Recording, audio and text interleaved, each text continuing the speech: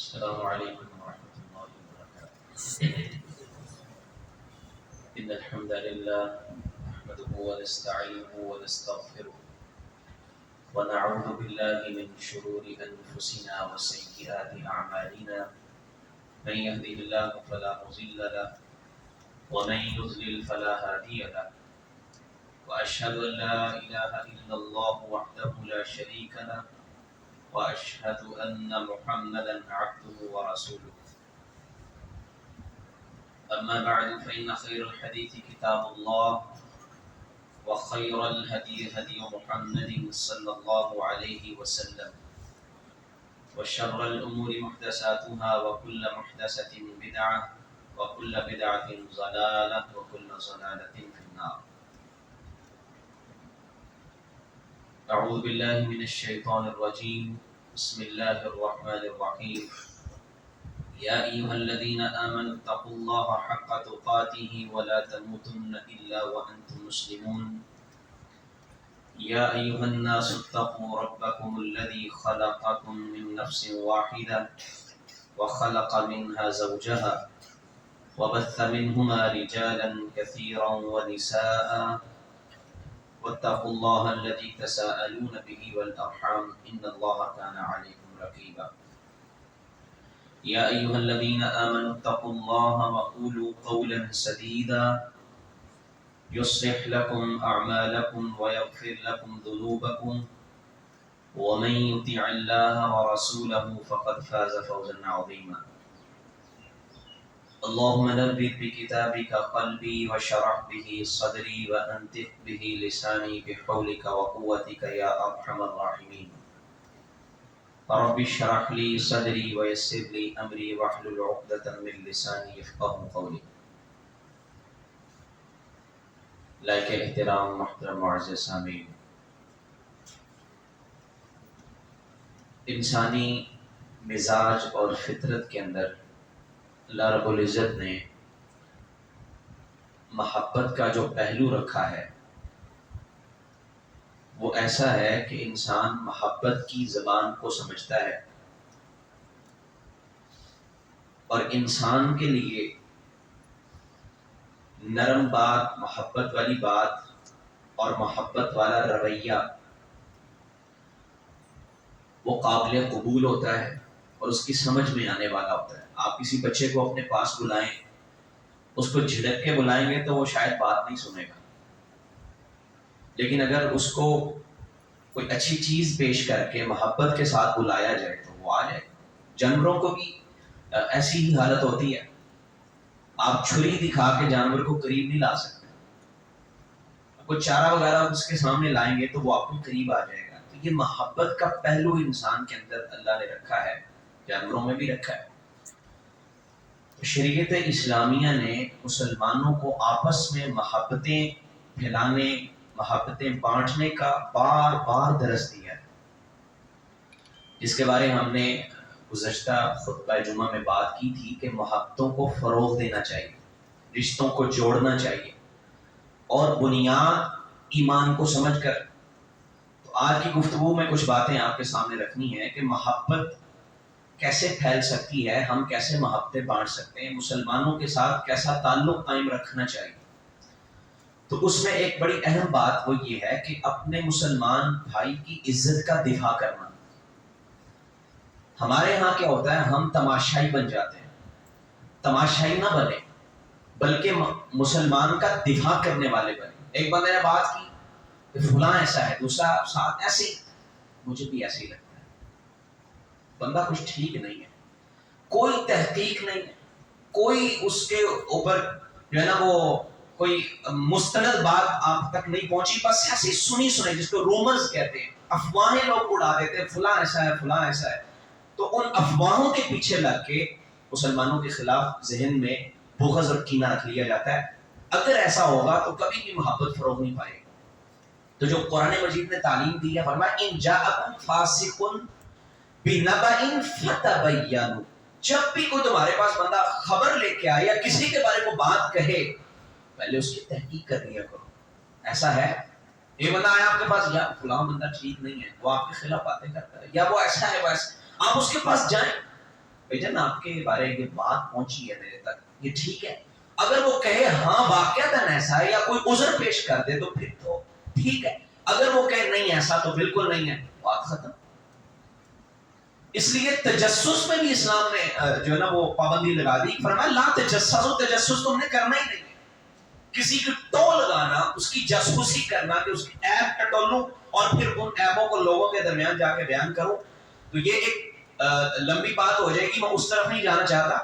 تجسس بھی اسلام نے منع کر دیا، لا تجسس، قرآن نے بھی کہا۔ اور جب تجسس ہوگا پھر کیا ہوگا؟ ایپ تلاش ہوگا، ڈھونڈو، ادھر جا کے دیکھو، اس کی کال ریکارڈ پہ لگاؤ، ایسے کرو ویسے کرو۔ تجسس ہو گیا، تجسس کے بعد کیا ہوتا ہے؟ اب وہ شیئرنگ ہوگی، میں نے اس کو دیکھا وہ ایسا کر رہا تھا۔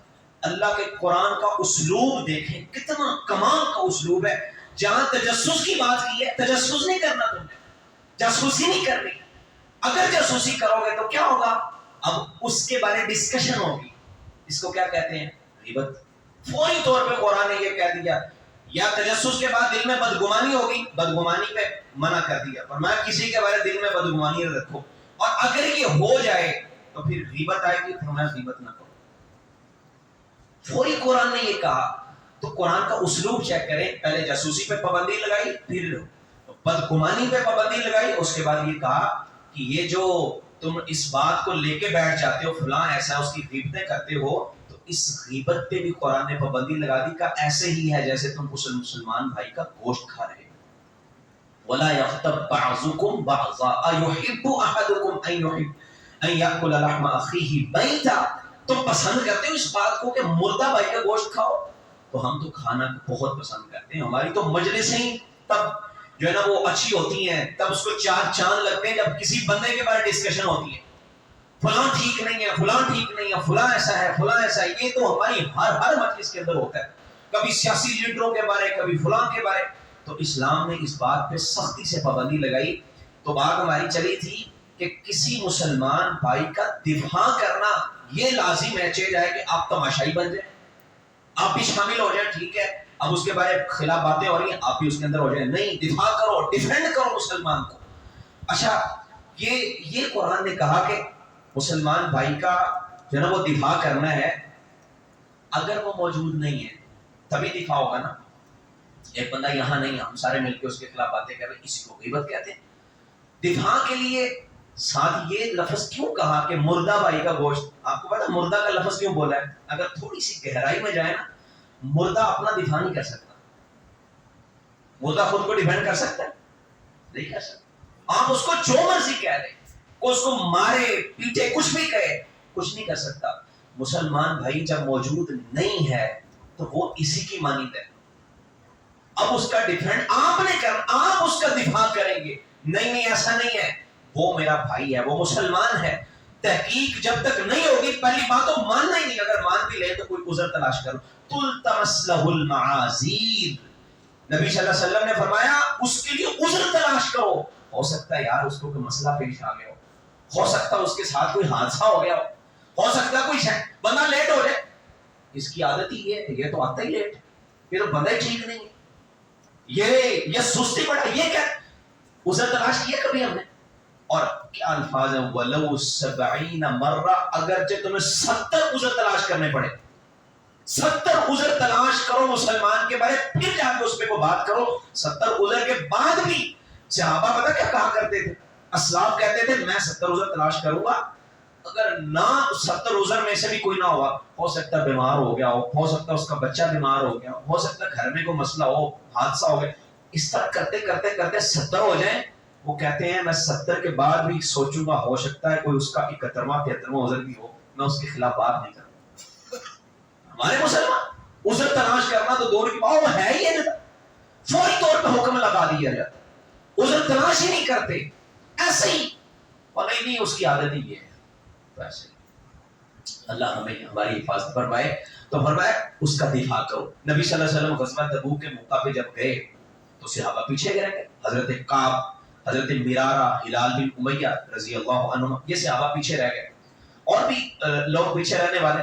تو کعب رضی اللہ عنہ کے پاس تب پیسہ بھی تھا، سواریاں بھی تھیں، آپ نے واقعہ سنا ہوگا سورۃ توبہ کے اندر بڑی تفصیل کے ساتھ ان کا قصہ اللہ نے بیان کیا۔ تو حضرت کعب رضی اللہ عنہ کے پاس سب کچھ تھا، یہ نہیں تھا کہ عذر ہو، کوئی عذر تو تھا نہیں.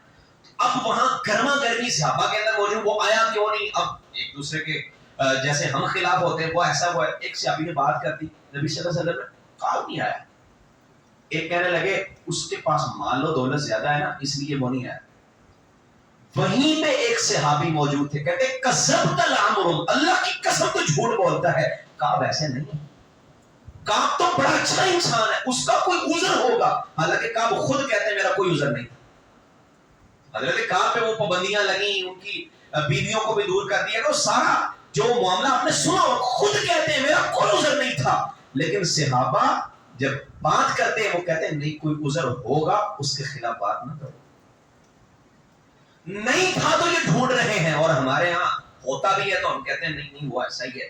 تو دفاع کرنا مسلمان کا یہ ہمارا حق ہے. کسی کے بارے بات ہو، اگر آپ دفاع کر سکتے اس کا دفاع نہیں، ایسا نہیں.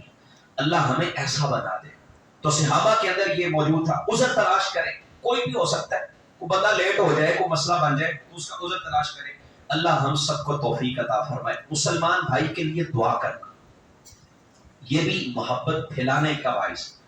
آپ کسی کے لیے دعا کریں گے، کتنا پیارا عمل ہے. اللہ اس کی محبت ویسے ہی دل میں ڈال دے گا، محبتوں کو فروغ ملے گا. اور نبی صلی اللہ علیہ وسلم نے کیا فرمایا؟ فرمایا ما من عبد مسلم یدعو لاخیہ، جب بھی کوئی مسلمان اپنے مسلمان بھائی کے لیے دعا کرتا ہے بظاہر الغیب، غیر میں.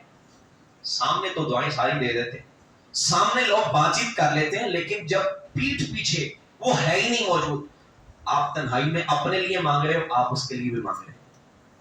اللہ میرا فلاں بھائی بڑا پریشان ہے، اس کی پریشانی دور کر دے. اچھا یہ دعا آپ نے کی، نبی صلی اللہ علیہ وسلم نے فرمایا الا قال الملک، اللہ ایک فرشتے کو وہاں پہ مقرر کر دے. ایک فرشتہ اس کے ساتھ ہی بیٹھا ہو کہ دعا کر رہا ہے، وہ فرشتہ اس کے ساتھ آمین کہہ رہا ہے. پر آمین کے بعد پتہ کیا کہتا ہے؟ وَلَكَ بِمِثْلِ، اللہ اسے بھی وہی عطا فرما جو یہ اپنے بھائی کے لیے مانگ رہا ہے. آپ اگر بھائی کے لیے دعا کرتے ہیں تو فرشتہ آپ کے لیے دعا کرتا ہے، اور وہ دعا آپ کے حق میں قبول ہو جاتی ہے. فرشتے کی دعا کو تو اللہ رد نہیں کرتا. شاید میں نے پہلے بھی یہ بات بتائی تھی کہ میں نے عرض کیا تھا کہ ہمارے مدرسے میں ہم نے ایک دفعہ کوئی ایسا سلسلہ کیا، کوئی کمیٹی ڈالی. میرا دوست مجھے کہتا میرے لیے دعا کرنا ہے. قاری سہیب احمد میر محمدی حافظہ اللہ، وہ ہمارے استاد، وہ بالکل ان کے پیچھے ہماری عادت ہوتی تھی کھڑے ہونا نماز پڑھنا. وہ سامنے بیٹھے ہیں اور میں پیچھے بیٹھا ہوا. قاری عمر صاحب ہیں، اقبال ٹاؤن ہوتے ہیں ابھی بھی. وہ کہتے ہیں علی ماز یار دعا کری میری کمیٹی نکلے. ہم نے مری جانا تھا، کمیٹی ڈالی ہوئی. آپ یقین کریں میں نے پورے خلوص کے ساتھ اس کے لیے دعا کی، اور جب کلاس میں جا کے پرچیاں ڈالی تو میری کمیٹی نکلی. میں نے کہا بھائی میرے لیے فرشتے نے کر دی تھی. فرشتے کی دعا کو اللہ رد نہیں کرتا. اگر یہ یقین ہو انسان کا میرے لیے فرشتہ دعا کر رہا ہے، آپ مسلمان کے لیے جو مانگے، نبی صلی اللہ علیہ وسلم کا فرمان ہے وَلَكَ بِمِثْلِ، وہ کہتا ہے فرشتہ اللہ اس کو بھی یہی عطا کر دے. اس کی دعا تو رد نہیں ہوتی. مسلمان کے لیے دعا کرنا یہ بھی اس کا حق ہے. اور نبی صلی اللہ علیہ وسلم نے کچھ حقوق بیان فرمائے ہیں، ان کو بھی ذرا سمجھ لیجیے. نبی صلی اللہ علیہ وسلم نے فرمایا مسلمان پہ کچھ حقوق ہیں.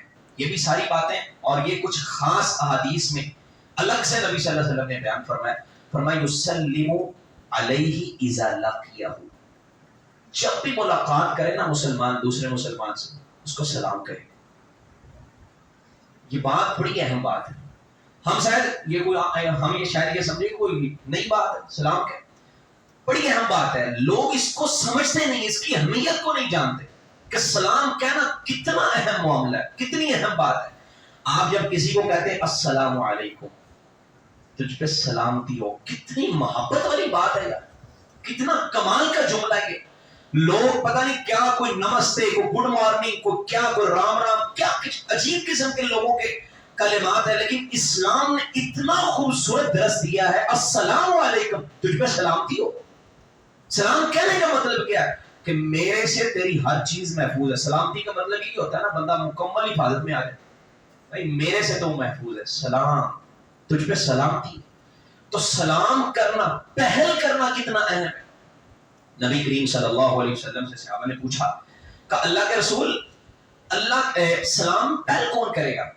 نبی کائنات صلی اللہ علیہ وسلم نے کیا فرمایا؟ اللہ اکبر، فرمایا پہل وہ کرے گا جو اللہ کے زیادہ قریب ہو. ہماری کوشش یہ ہوتی ہے میں بہتر بننے کے لیے پہلے وہ مجھے سلام کرے، میں کیوں کروں؟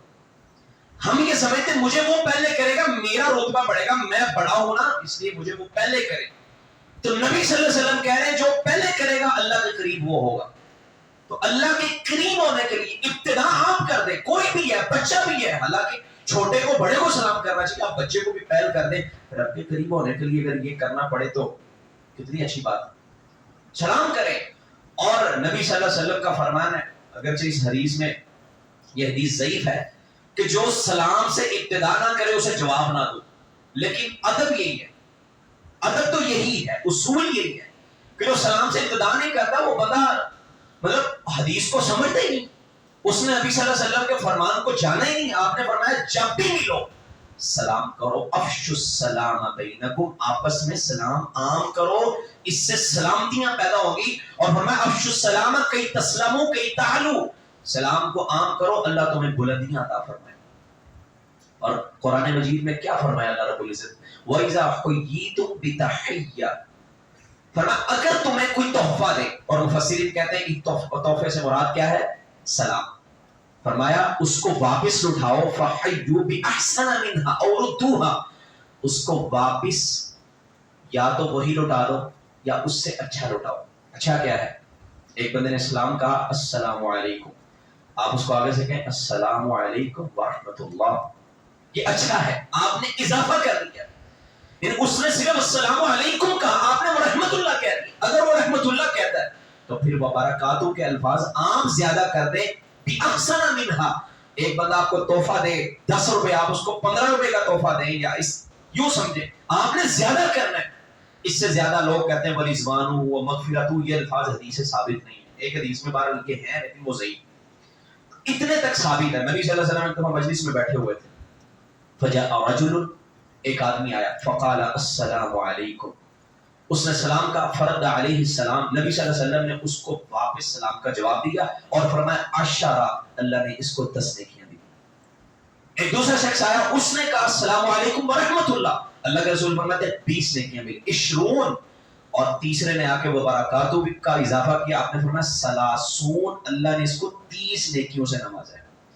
اور صحابہ اتنا سلام کو عام کرتے، اتنا سلام کو عام کرتے، کہتے ہیں ہم کبھی جا رہے ہوتے، رستے میں ایک درخت آ گیا، اب درخت کا کتنا فاصلہ ہے، ایک بندہ ادھر سے گزرا، ایک ادھر سے، پھر ہم دوبارہ آپس میں اکٹھے ہوتے، پھر سلام کہہ دیتے ایک دوسرے کو. پتھر آ جاتا، اس پتھر کے ادھر سے گزر رہا ہے، دوسری جماعت ادھر سے گزر گیا، پھر سلام کہہ دیتے. تو سلام آج لوگ اپنے آپ کو بڑا بنانے کے سلام کرتے ہی نہیں ہیں. اب یہ ایک ویڈیو بلوچستان کے علاقے میں تھی، وہاں پہ جہاں سیلاب وغیرہ آیا، اللہ تعالیٰ حفاظت فرمائے مسلمانوں کی، اللہ سیلاب زدگان کی مدد فرمائے، ہمیں بھی کرنی چاہیے، ہمیں ہمت بھی دے اللہ. تو وہاں کوئی چودھری ٹائپ بندہ کھڑا ہوا ان کا جو وہاں ہوتے ہیں، تو ایک بندے نے سلام کیا اس کو آگے ایسے جھک کے 2 ہاتھوں سے. اب یہ 2 ہاتھوں سے سلام کرنا ہے یا ایک سے کرنا، ہم اس بحث میں جاتے ہی نہیں. وہ آگے سے کہا ٹھیک ہے سلام نے لیا. او بھائی تو چودھری ہے لیکن حدیث کو نہیں مانا ہے، وہ قرآن کو نہیں مانا. اور ہم نے کئی ایسے لوگوں کو دیکھا سلام نہیں کرتے، اپنی توہین سمجھتے چھوٹے بندے سے سلام کرنا، جبکہ قرآن و حدیث میں کوئی ایسی بات نہیں کہ چھوٹے کو سلام نہیں کرنا آپ نے، یا جو غریب بندہ اس کو سلام نہیں کرنا. غریب ہے، امیر ہے، سب کو سلام کرنا ہے. اور نبی کائنات صلی اللہ علیہ وسلم کا کیسا طریقہ تھا.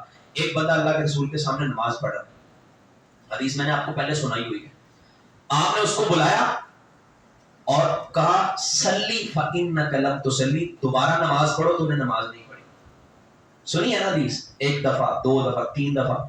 اچھا وہ بندہ کتنی دور ہوگا، اتنی سی تو مسجد نبی تھی، ہماری مسجد بھی اس سے بڑی، چھوٹی سی مسجد نبی میں کہاں تک جاتا، ادھر گیا واپس آیا. حدیث کے الفاظ ہیں، وہ جتنی دفعہ واپس نبی صلی اللہ علیہ وسلم کے پاس آیا، اللہ کے رسول کو اس نے سلام کیا. یہاں سے اٹھ کے وہ ادھر آتا نماز پڑھ کے کہتا السلام علیکم، اللہ کے رسول بتاتے ایسے نہیں، دوبارہ پڑھو، پھر پڑھ کے پھر آتا، پھر سلام کہتا. اتنی سلام کی اہمیت ہے. اور نبی صلی اللہ علیہ وسلم نے فرمایا جب مسلمان آپس میں سلام کرتے ہیں، مصافحہ کر لیتے ہیں، فرمایا ان کے جدا ہونے سے پہلے اللہ ان کے گناہوں کو معاف کر دیتا ہے. ان کے گناہ جھڑنا شروع ہو جاتے ہیں، اور ایسے جھڑتے ہیں جیسے درختوں سے پتے جھڑتے ہیں.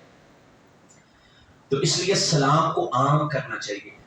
بچوں کو تعلیم دے. بچہ اجازت لے. قرآن مجید میں کیا یا ایھا الذین آمنوا لا تدخلوا بیوتا غیر بیوتکم حتی تستأنسوا وتسلموا علی اہلھا. کسی کے گھر میں بغیر سلام کیے داخل نہ ہو, اجازت لے کر داخل ہو. اور اجازت اگر آپ سلام کہہ دیں تو یہ سلام کی اجازت ہے, اجازت کی جگہ پہ ہے. تو سلام کہنا چہرہ ہے کہ بندہ یہ میں کم انسان, ٹھیک ہے یہ بھی اجازت کے الفاظ ہیں, لیکن اس سے پہلے بچے کو سلام سکھائیں. بیٹا پہلے سلام کرنا پھر یہ الفاظ بولیں, یا یہ الفاظ بول بھی لیے بعد میں سلام لازمی کہنا ہے. تو سلام کو اس طرح سے عام کریں. اپنے گھروں میں جائیں. نبی صلی اللہ علیہ وسلم نے فرمایا جب بندہ گھر میں داخل ہوتے ہوئے سلام کیا دیتا ہے السلام علیکم, تو اس گھر سے شیطان بھاگ جاتا ہے. ہمارے گھروں میں شیطانوں کے بڑے بسیرے, ہمارے گھروں کے اندر شیاطین اور یہ مسائل بہت زیادہ ہے. اور یہ بات آج تو زیادہ اہم ہے, کیونکہ پہلے لوگوں کے ہاں اتنے مسائل نہیں ہوتے تھے اس طرح کے. تو وہ جی یہ شیاطین جو انہوں نے رہنا ہوتا واش روم والی جگہ پہ, اس طرح کی جگہ. ہمارے تو بیڈ روم کے اندر واش روم آ گیا ہوا, پہلے لوگ باہر بناتے تھے, پھر کرتے کرتے وہ گھر سے تھوڑا سا باہر ہوا, پھر اب گھر میں آ گیا, گھر کے اندر بیڈ روم میں آ گیا. ہمیں بڑے مسائل ہیں, اس لیے اتنا عام کریں کہ شیطان بھاگ جائے. اور ابن عمر رضی اللہ عنہ کا تو اتنا عمل ہے, وہ اگر خالی گھر میں جاتے کوئی بھی نہیں کس کو سلام کہ وہ کہتے ہیں السلام علینا وعلی عباد اللہ الصالحین, کہ ہم پر سلام ہو اور نیک بندوں پر سلام ہو. پھر بھی کہہ دیتے کہ شیطان گھر سے بھاگتے. اتنی سلام کی اہمیت تھی اور نبی صلی اللہ علیہ وسلم نے اتنی اس کی تاکید کی. اللہ ہم سب کو سلام کو عام کرنے کی توفیق عطا فرمائے. ہاں مدینہ میں آئے, سب سے پہلا درس جو آپ نے دیا تھا نا, آپ نے فرمایا لوگوں افشوا السلام, سلام کو عام کرو. کیونکہ سلام عام کرنے سے بلندیاں ملتی ہیں, سلام عام کرنے سے انسان کو سلامتیاں ملتی. اور آج لوگ کیا کرتے ہیں, بڑے عجیب سٹائل بنا لیے, فون اٹھائیں گے ہیلو تو چلو عام ہو گیا نا. کئی بندے, ایک بندے کو میں نے گاڑی میں دیکھا, اس نے فون اٹھایا, کہتا بسم اللہ. اچھا لفظ ہے, غلط نہیں ہے, لیکن جو تعلیم جہاں پہ دی جائے وہاں پہ وہ کریں. ابتدا بسم اللہ سے نہیں کریں گے. آپ کہیں گے میں نے کسی سے ملنا ہے تو میں اسے بسم اللہ کر دوں بس بات ختم. نہیں, سلام پہلے کہنا ہے, اس کے بعد آپ نے کوئی بات کرنی کرے, لیکن پہلے سلام ہوگا. کال اٹھائیں پھر سلام ہوگا. اور اس طرح کی تعلیمات ہمارے یہاں بڑی عام لوگوں میں مشہور ہوگی. ابھی کل ایک کلپ دیکھ رہا تھا میں, ایک اچھا کلپ بنایا کسی نے, کہ ایک بچہ گھر میں داخل ہوا اور اس نے آتے ہی سورہ اخلاص پڑھی. اور وہ بچی کہتی بھائی آپ نے کیوں پڑھی ہے؟ وہ کہتا تمہیں پتا ہے جس گھر میں سورہ اخلاص پڑھی جائے ادھر رزق آتا ہے, یہ آتا ہے. اگرچہ یہ حدیث ضعیف ہے, ٹھیک نہیں ہے, کسی نے چلو بنا دی, اس حدیث پہ بنا دی ضعیف حدیث, لیکن اس بچے نے سورہ اخلاص کے شروع میں پتا کیا کہا, کہتا صلی اللہ علیہ وسلم قل هو اللہ احد. اب صلی اللہ علیہ وسلم بڑا اہم جملہ ہے, بڑا کمال کا جملہ ہے, اور درود کی بڑی فضیلت ہے. لیکن قرآن مجید کی ابتدا میں سورت جب شروع کریں گے بسم اللہ پڑھنا لازم ہے, سوائے سورۃ توبہ کے. اب اگر کوئی صلی اللہ علیہ وسلم پڑھ کے سورہ شروع کر دے تو ہم کہیں گے یہ غلط کر رہا ہے. درود پڑھا, درود سے کہہ رہے غلط پڑھا. بھائی درود پڑھنے کی یہ جگہ نہیں ہے, یہاں بسم اللہ پڑھی جائے گی. اسی طرح جب ابتدا کرنی ہے, چاہے کوئی بسم اللہ کے, کئی لوگ ابتدا کرتے علی کا نام لے کے, یا پیر فقیر صوفی لوگ ایسے کرتے علی کے نام سے ابتدا کریں گے, سلام نہیں کہیں. نبوی تعلیم جو ہے اسی کو سمجھنا, اسی کو ماننا, اسی میں سلامتی ہے, اسی میں بلندیاں ہیں. اور یہی سب سے اچھا طریقہ ہے, جب بھی مسلمان سے ملے السلام علیکم, سلام کے کلمات السلام علیکم سب سے اچھا ہے. اگر کوئی سلام علیکم کہہ دے پھر بھی ٹھیک ہے, یعنی الف نام نہ لگائے. کہ سلام. ابراہیم علیہ السلام کے پاس جب فرشتے آئے تو کیا الفاظ ہیں قرآن مجید کے, وَلَقَدْ جَاءَتْ رُسُلُنَا إِبْرَاهِيمَ بِالْبُشْرَى فَقَالُوا سَلَامًا. جب ابراہیم علیہ السلام کے پاس فرشتے آئے, انہوں نے سب سے پہلی بات یہ کہی سلام. اور ابراہیم علیہ السلام نے بھی آگے سے کہا سلام. سلام کہنا بھی جائے, سلام علیکم کہہ دے, لیکن السلام علیکم اس کا معنی موت ہوتا ہے. نبی صلی اللہ علیہ وسلم کو یہودیوں نے یہ لفظ بولے تو آپ نے فرمایا وعلیکم. تو عائشہ رضی اللہ عنہ کو غصہ آ گیا, کہتی وعلیکم السلام واللعنہ, تم پہ موت آیا اور تم پہ لعنت بھی ہو, تم نے حضور کو ایسے کیوں کہا؟ نبی صلی اللہ علیہ وسلم نے غصہ ہونے کی بات نہیں, میں نے وعلیکم کہہ دیا. وعلیکم کا معنی یہ ہے تم پہ بھی یہی لوٹ ہے, اور ہماری بددعا ان کے حق میں قبول ہوتی, ان کی ہمارے حق میں قبول نہیں ہوتی. تو کسی غیر مسلم کو سلام کرنا ہو تو ابتدا نہیں کریں گے, بلکہ سلام نہیں کہیں, اس کو نہیں کہا جائے گا سلام. اگر وہ کہہ دے تو اس کو وعلیکم السلام نہیں کہیں گے, بلکہ وعلیکم کہہ کے بات ختم. اس کو اتنا جواب دیا جائے. تو یہ سلام بہرحال اللہ ہمیں سلام کو عام کرنے کی توفیق عطا فرمائے. اور پھر آخری مختصر سی بات یہ ہے کہ مسلمان بھائی کا یہ حق جو نبی صلی اللہ علیہ وسلم نے بیان فرمایا ہے اس کو اچھا مشورہ دینا. مسلمان بھائی اگر اس کی نصیحت اس کو اچھی کرنا، خیر خواہی کرنا. یہ خیر خواہی بہت بڑی بات ہے. آج خیر خواہی ختم ہو گئی ہوئی ہے. آج لوگ مشورہ بھی اچھا نہیں دیتے. وہ بندہ کسی سے پوچھے نا یار یہ آپ فلاں کاروبار کر رہے ہیں میں بھی کرنا چاہتا ہوں، اور نہیں اندر بڑے رولے نے تو نہ پائی، اور یہ بڑا کام خراب ہے تو خجل ہو جائے گا، حالانکہ خود کر رہا ہے. مشورہ اچھا یہ ہے کہ اگر اس کے اللہ نے حق میں رزق کچھ لکھا اس طرح سے آپ مشورہ دے بھائی میں یہ کر رہا ہوں اس طرح سے ہوتا ہے، اس کو سمجھا دیں. خیر خواہی اسی کو کہتے ہیں. یہ نہیں کہ آپ کہیں اس نے کر لیا تو پھر میرے سے آج ہی ہمیں جھک جھک کے سلام کرتا ہے، آج ہی ہمارے آگے پیچھے ہوتا ہے، کل کو اس کا کام چل گیا تو اس میں سلام ہی لینے سے جانا. اس کو مشورہ نہ دو، اس کو کام نہ کرواؤ، اس کو ایسا کوئی مشورہ نہ دینا کہ یہ ہم سے آگے بڑھ جائے، یہ کہیں سلام لینے سے نہ جائے. تو وہ تو اگر جائے گا تو وہ تو پھر کم ظرف ہوگا نا. ہر بندہ تو ایسا نہیں ہوتا. تو خیر خواہی کرنا یہ مسلمان کا مسلمان پہ حق ہے. ایک واقعہ بڑا خوبصورت یاد آ گیا. ایک بندے سے کسی نے مشورہ لیا، اس نے کہا یار میں یہ گھر بیچنا چاہتا ہوں، مجھے مشورہ. اس نے کہا نہ بیچو. اچھا نہ بیچو کیوں؟ اس کو پتا تھا اگر گھر بک گیا تو اس کے علاوہ اچھا گھر ملنا مشکل ہو جانا ہے.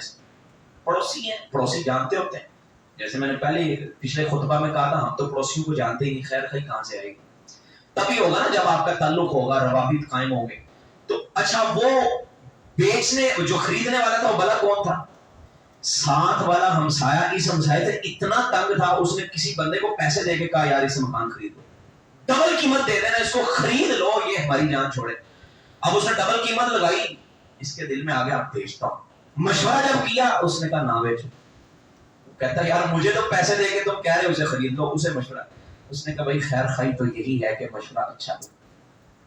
اگر وہ مجھ سے مشورہ نہ کرتا پھر الگ بات تھی، لیکن اس نے مشورہ لے لیا ہے، اب میں مشورہ غلط نہیں دوں. حضرت صحابی کا نام میرے ذہن سے نکل گیا، حضرت جریر بن عبداللہ رضی اللہ عنہ. دیکھیں صحابہ کیسی خیر خواہی کرتے ہیں. انہوں نے اپنی ایک سواری اونٹ تھا اپنے کسی بندے کو دیا، اس کو بیچ کے آؤ.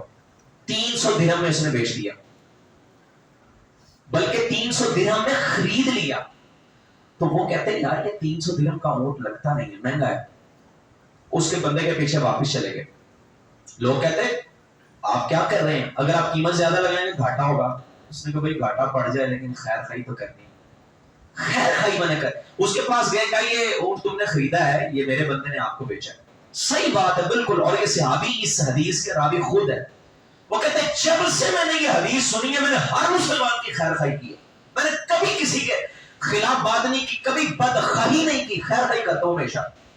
تو اس کو کہتے ہیں اگر اس کی قیمت آپ کو زیادہ مل جاتی ہے، وہ کہتا ہے یار مجبوری میں بیچ دیا، زیادہ ملتی تو بڑا اچھا تھا. ہمارے پاس مجبور بندہ آ جائے نہیں اس کا بھائی اتنے ہی لگیں گے، اس سے زیادہ نہیں دے سکتا، مجبور ہے نا. اب یہ بیچ رہا ہے، کوئی موبائل بیچنے آ جائے، کوئی اپنی پرانی چیز بیچنے آ جائے، بندے کہتے ہیں اب لوٹ لو اس کو. اب یہ مجبور ہے، اب اس نے جلدی میں بیچنا ہے. اور ایسی طاق میں رہتے ہیں، یہ مسلمان ہے، مسلمان طاق میں رہتے ہیں. یہ کہیں مجبور ہو اور یہ بیچنے پہ آئے، ہم اس کو چونا لگا کے اسے زیادہ پیسے جو ہے نا وہ اور کم پیسوں سے یہ چیز خرید لے. عبداللہ حضرت جریر بن عبداللہ گئے اس کے پاس، کہا اگر زیادہ مل جاتے، کہتا یار زیادہ ملتے تو اچھا تھا. 400 درہم، 500 درہم، 600، 800 درہم اس کو ادا کیے جو اس نے سامان پہلے ہی بیچ دیا ہوا. واپس جا کے اس کے دروازے پہ اس کو دوبارہ سے پیسے دیے، کہا یہ تمہاری چیز مہنگی تھی تم نے سستے کو بیچی، تو مجبوری میں بیچی ہے. اس کو 800 درہم دے کے آئے. اس کو کہتے ہیں خیر خواہی. ایسی خیر خواہی پیدا ہو سکتی ہے ہمارے اندر، اگر یہ ہوگی پھر محبتیں بڑھے. ہم تو بدخواہ بن جاتے ہیں، مسلمانوں کی مجبوریوں کو لوگ فائدہ اٹھاتے ہیں. کہیں ایسا نہ ہو کہ یہ فائدہ لے جائے اور اس کو کوئی جو ہے نا وہ یہ میرے سے آگے بڑھ جائے، تو لوگ خیر خواہی کرتے ہی نہیں. نقلی چیز جو ہے نا اس کو اصلی کر کے بیچ دیتے ہیں. یہ بالکل ٹھیک ہے جناب آپ لے کے تو جائیں، بندہ لے کے جائے واپس لے کے آتا نہیں جی ہم خریدا والا مال واپس نہیں کرتے. یہ بھی شرعی نقطہ نگاہ سے بات ہی غلط. لکھ لگایا ہوتا مارکیٹ والوں نے بھائی خریدی ہوئی چیز واپس یا تبدیل نہیں ہوگی. حالانکہ تبدیل کرنا یا واپس کرنا یہ تو شرعی مزاج ہے اور شریعت نے اس کا حکم دیا. ہم اس کے خلاف کر دیتے، خیر خواہی نہیں ہے نا. جو جہاں پہ پھنس گیا اب تبدیل نہیں ہوگا بھائی. ایسے ہی ہوتا ہے.